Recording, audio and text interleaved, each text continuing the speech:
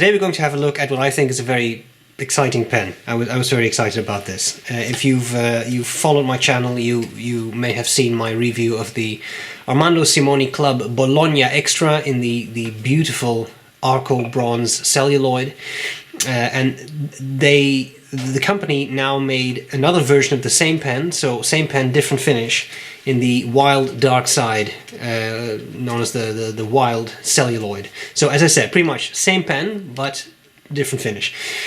So I thought I would review that because it's interesting. I was very enthusiastic about the original Arco bronze, and as the wild dark side is kind of the same pen, similar levels of enthusiasm.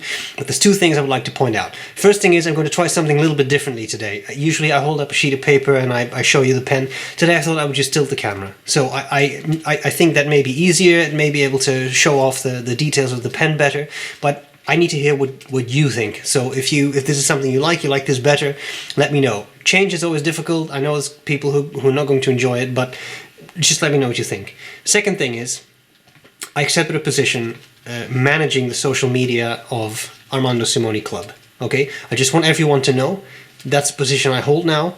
It doesn't change my opinion of the company. Even if I work for that company now as a very small, sort of tiny little contract, just so you know, I work for that. I want to make sure that there's full disclosure there. Having said that, if you think that now I have to be super positive about this pen, no, I don't, because I still do independent reviews, no matter who I work for. Secondly, check out this review, and then if you really doubt it, check out the review of the original Arco bronze, and I think you'll see that it's pretty much the same stuff. So my opinion doesn't change. And if it's really an issue, don't watch the review. Okay, enough talk. We need to see the pen. So I'm going to tilt the camera down. Let's see what happens. Okay, so let's start with the Armando Simoni Club box. This is a new box. That's why I particularly want to pay some attention to this. The previous Bologna Extra came in a very sort of old-style Omas box, which looked like this. This is you know, kind of what you would get from Omas, but now they have a whole new box, and there's actually some cool stuff about this box that I wanted to share.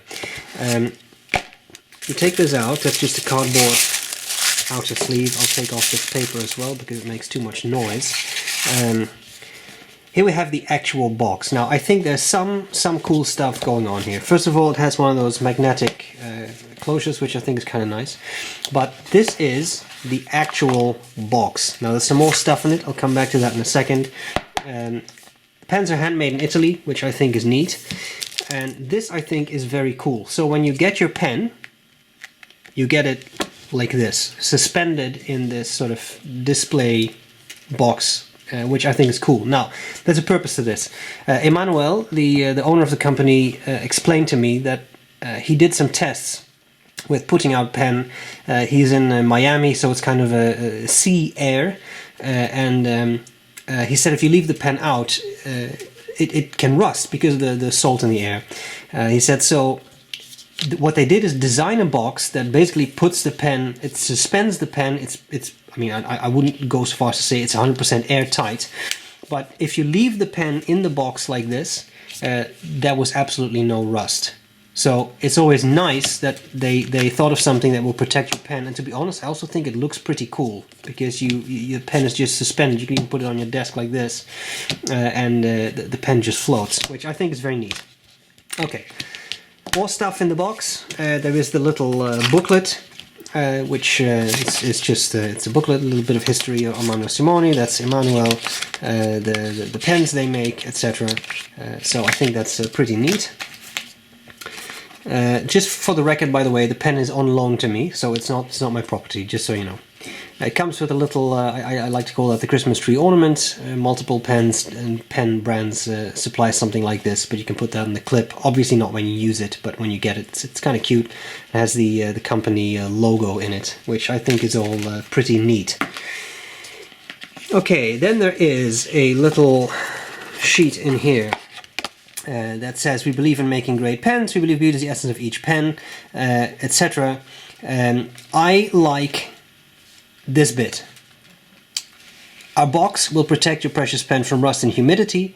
We believe safeguarding the planet and its resources is of vital importance for humanity. ASC takes the lead in reducing its carbon footprint in our new packaging. After all, we are pen makers, not box collectors. I feel exactly this way about pens and pen boxes. I like pens, but I don't need 700, not that I have 700 pens, but I don't need hundreds and hundreds of enormous boxes that I can't store anywhere.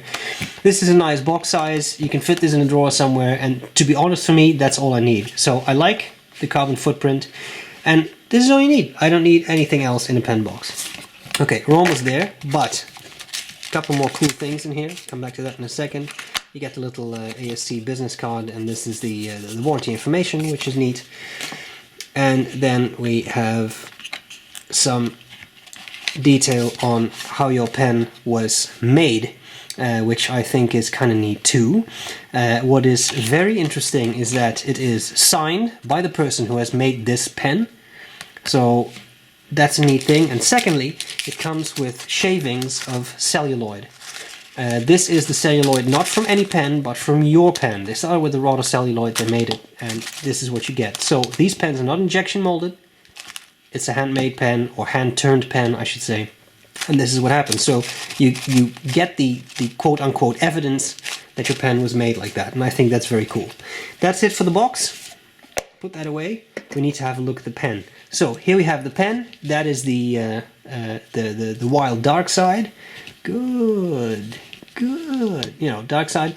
And this is the original Armando Simoni club in the Arco bronze. Pretty much the same pen. It seems to me that the dark side is a touch shorter, and I'm speaking of something like a millimeter.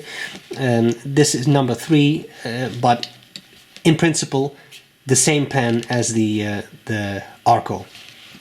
Okay, let's cover the parts of the pens and tell you what I like about it, what I don't like about it, and of course we're going to do a writing sample. All that out of the way. Top of the cap, what do we get? Well, there's a finial, same material as the pen cap. It's kind of nice, I think. We have the clip. It's ruthenium coated with a little roller, which I think is a neat thing. Some people commented on the shortness of that clip. Yes, it's a short clip, but this pen doesn't fit in the breast pocket anyway. It's a very big pen, so to me, this is all I need. There's a little medallion with the Armando Simoni Club logo in the same material as the clip, and this center band. Center band has the Greek key design, which I think is quite cool, and the cap screws off. Then we have a massive barrel and little turning knob. Here is some writing. It's always a little hard to catch that in the light, but it says ASC Bologna Extra Wild Dark Side, and this happens to be number 3, pen 003. Here's the turning knob. These pens I can show you because I specifically left this uninked for you guys. It's a pneumatic filler. Beautiful, fairly simple but elegant system. You unscrew this bit. Rod comes out. Inside is a sack. You put the pen in the ink. There's a little hole on top of that.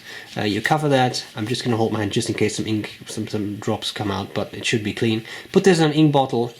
Squeeze that down. Let go. Sack compresses, then decompresses. That draws up ink. And this pen I found holds about 2 milliliters of ink, which is actually a very, very decent capacity, I would say. So that's pretty cool. Okay, the cap screws off like that.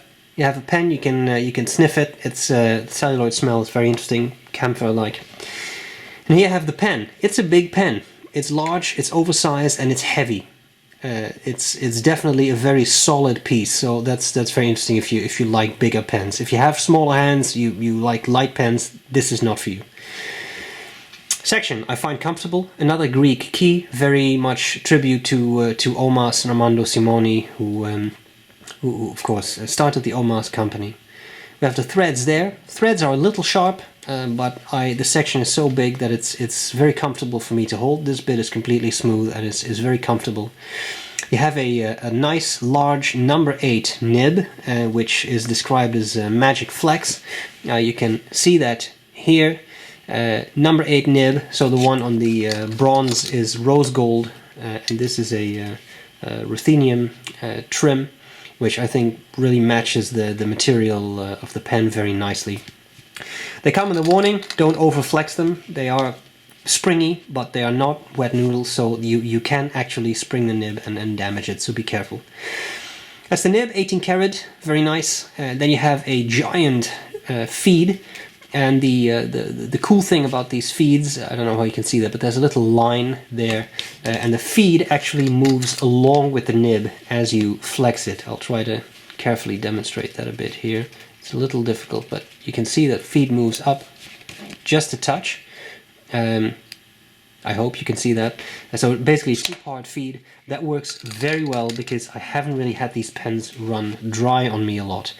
So in all, I think it's a very nicely, solidly made pen. It really feels solid. It's quite heavy and beautiful.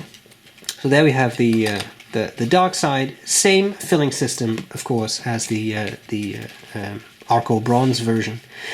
That's pretty much all there's to it. So what do I like about it? What do I not like about it?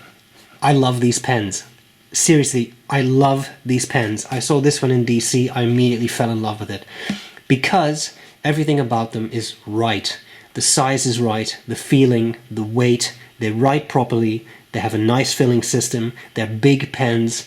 I think it's just a superb design. So I really like the Bologna. It is kind of like the Oma's Bologna, except this is the extra, so it's bigger, it's heavier, it doesn't have a traditional piston filler, etc. I think it's very cool. Number 8 nib is definitely cool. The fact that it has some springiness to it, that's very cool. So it's clearly a nicely made pen, and Emmanuel said these pens are made in Italy, made with heart, and that's exactly what it is. They are just well-made pens. So that's very, very cool. What do I not like about it? Well, there's a couple of things. One thing that I noticed, and it's a little tough to show you, but the writing on the barrel, it says ASC Bologna. Bologna is capitalized, and extra is not capitalized. Wild is not capitalized, but dark is, and side is not. So maybe it could be a little bit more consistent in their capitalization. Now, to be honestly, that's not a deal breaker for me. You barely even see it because it's a blind engraving anyway, so it's not filled with paint or anything, so you really have to look at that to see it, and of course that's absolute nitpicking.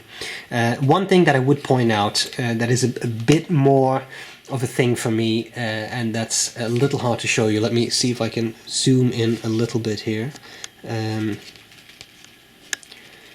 nib is laser engraved, and it catches some ink. These lines you see running there, you see there's a little bit of ink in there.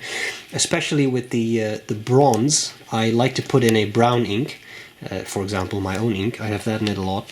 And it really does catch some of the ink, and it dries up a bit and it gets a bit crusty. It doesn't look very nice.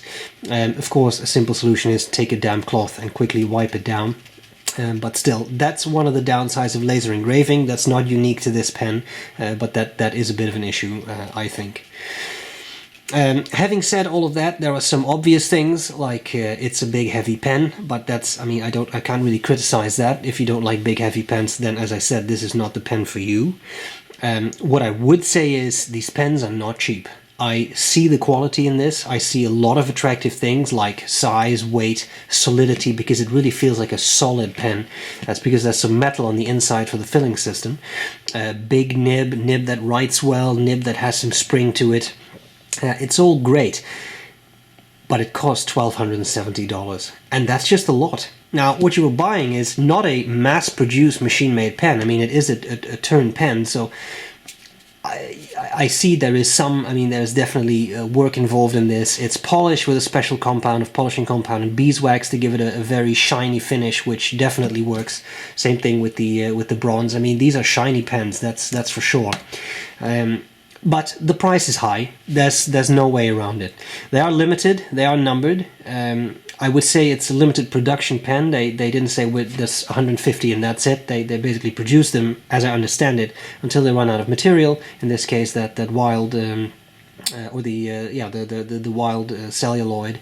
But that's it. So it is limited, which, as you know, also adds a bit to the price. But there's a lot of engineering in it, like that two-part feed that really keeps up pretty well with ink flow and such. I think that's really pretty neat. So there you have it. Measurements of the pen as well as high resolution pictures will be on the website sbrebrown.com, but what we need to do is a writing sample. The advantage of the new camera position is that I can just grab my paper and zoom in and start writing. So let's see how this works. Here we go with the Armando Simoni Club. This is the Bologna Extra, and this is the Wild Dark Side. Forgive the handwriting, I'm kind of reaching around the camera here. The nib is the only nib they have. It's the Magic Flex, and I would say that's a good fine nib. Something I did notice is that there seems to be less tipping on this nib than on the nib of my Arco, so that there may be a little bit of inconsistency going on there, which I forgot to mention. The ink is Waterman Blue Black.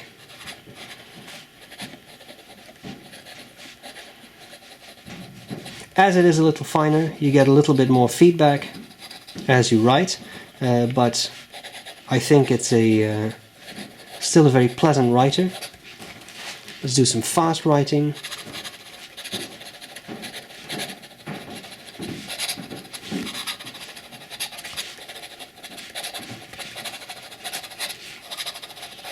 As you can see, the pen keeps up well. Doesn't really seem to be any particular extreme skipping. I think it does pretty well. Wetness, well, it is a good writer. It is a fine nib, but you can see it puts down quite some ink. Now, as to this Magic Flex thing, carefully exerting a bit more pressure with every stroke. You see, you can push it, and that's where it starts to run dry. But it also picks up fairly quickly again, and that's really quite sort of pushing it. So